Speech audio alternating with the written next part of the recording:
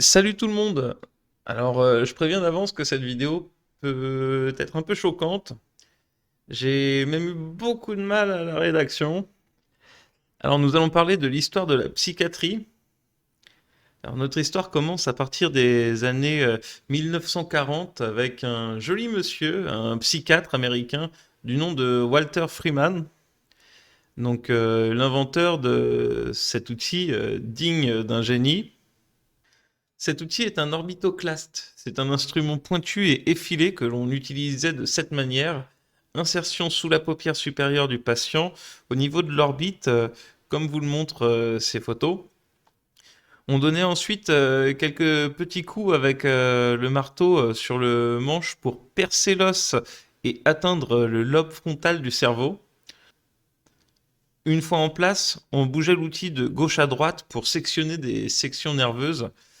C'était la lobotomie.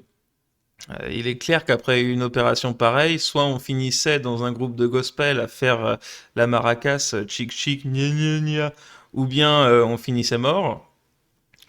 Ce qui a donc été abandonné progressivement de 1954 à 1955 pour d'autres traitements tout aussi négligeables les uns que les autres pour leurs effets secondaires avérés, comme des dysbioses, des prises de poids, des augmentations des métabolites qui peuvent influencer le biofilm.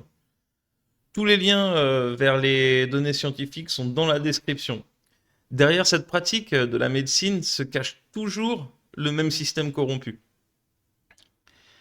et qui récolte un chiffre d'affaires énorme pour faire taire les victimes avec, en France, l'argent de la sécurité sociale, soit nos impôts.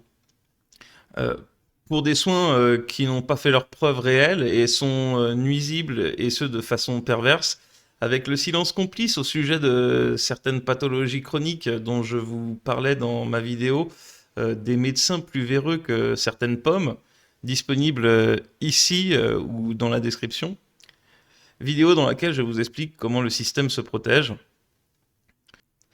D'où notre conseil qui est de vous procurer un microscope, mais aussi de vous éloigner des personnes toxiques qui vous manipulent.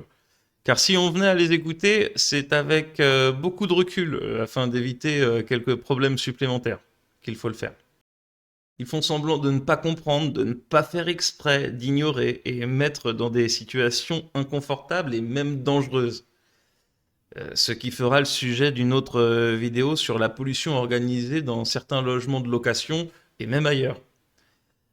Par exemple avec des diffusions de métabolites, comme vous pouvez déjà le voir avec les observations dans cette vidéo-là.